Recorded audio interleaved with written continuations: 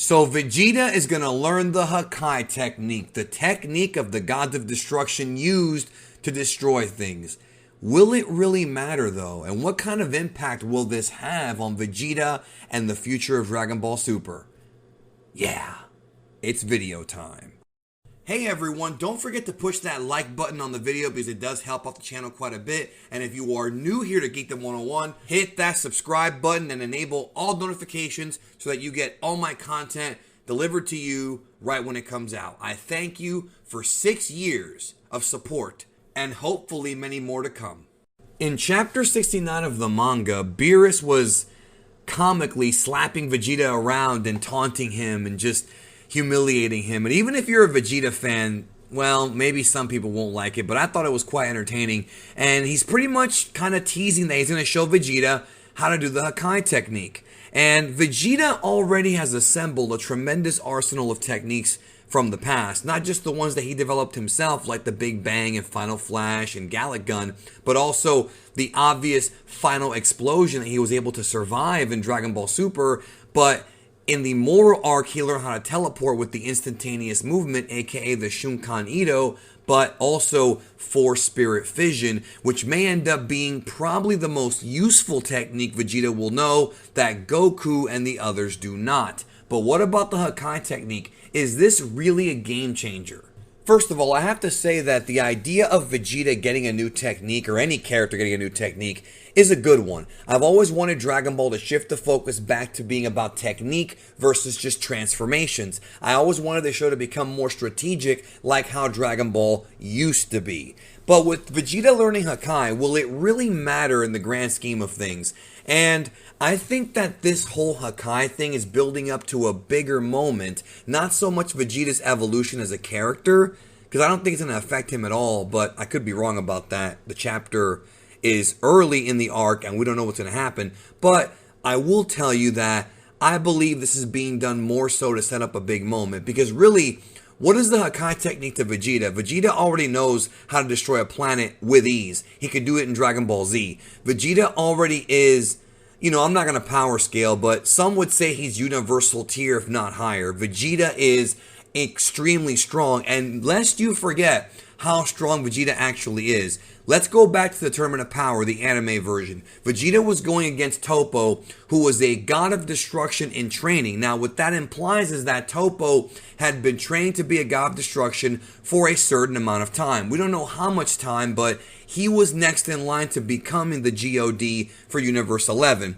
And Toppo used Hakai energy against Vegeta. Now remember, the Hakai that Toppo used in that arc was not the same one that Beerus used to wipe out, let's say, Zamasu. Obviously, Toppo was toning it down because if you kill in this tournament, you are disqualified. And the leader of the Pride Troopers was not about to get Universe 11 disqualified, so he obviously held back. But Vegeta was able to take a lot of Toppo's punishment and Hakai power, who was training under a god of destruction way before Vegeta even decided to take the Beerus training seriously in the recent chapter, and still was able to eat all his shots, and not only that, but eliminate Toppo from the Tournament of Power. So even though that doesn't necessarily mean that Vegeta is more powerful than a god of destruction, he certainly, with that move, had surpassed Toppo at the very least. But Beerus is obviously on a completely different level from Toppo. Will the Hakai actually matter?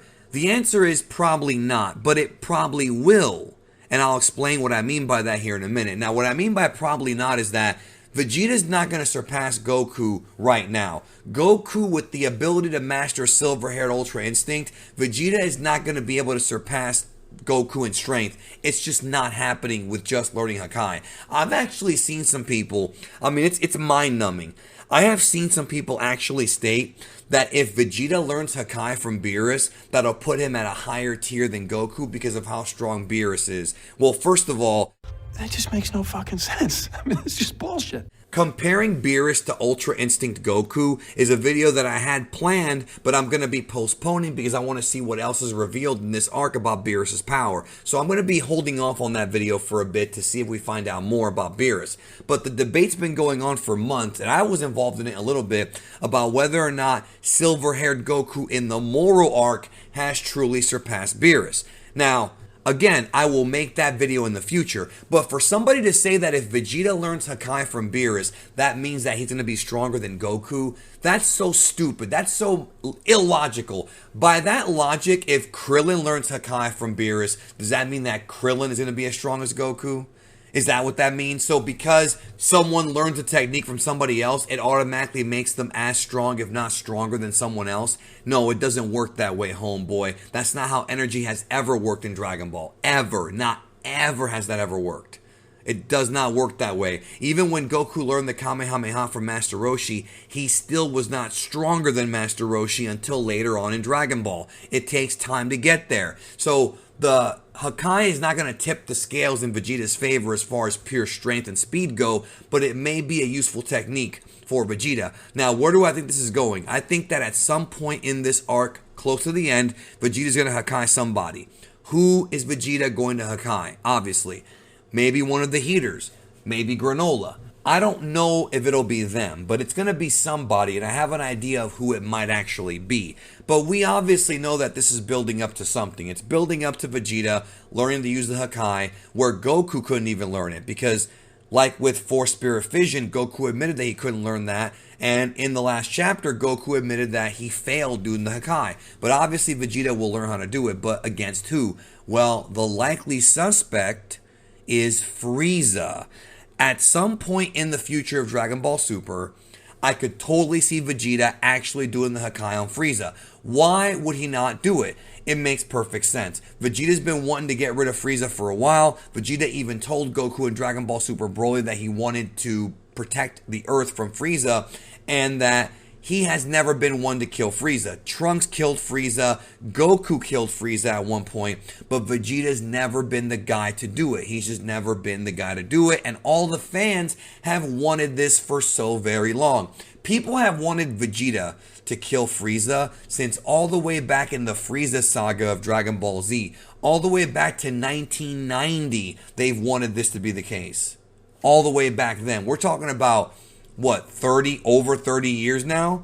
And they haven't pulled the trigger on that yet. So what a satisfying moment for Vegeta fans would it be if he does Hakai Frieza and put him away once and for all? Because remember, the Hakai has the ability to wipe you out of existence. So you know what that means? No more resurrections. Just like what Vegeta told Frieza in Resurrection F. Except this time, he's really not coming back. And that would be a satisfying conclusion to this story because, as many of you know, Vegeta hates Frieza for many, many different reasons going back to his childhood. So, yeah, I think that could be where this is going. And it may not even happen in this arc. It may happen after this arc. But there's a reason as to why Vegeta's learning this technique. And it's not going to be to surpass Goku because Vegeta's not going to kill Goku. He's not going to even try to kill Goku. We're past that. That was angry DBZ Vegeta. Dragon Ball Super Vegeta has actually gone beyond that, so he'll do it on someone. The question is who. I'm sure we'll find out soon. With that being said, I will bring this video to a close.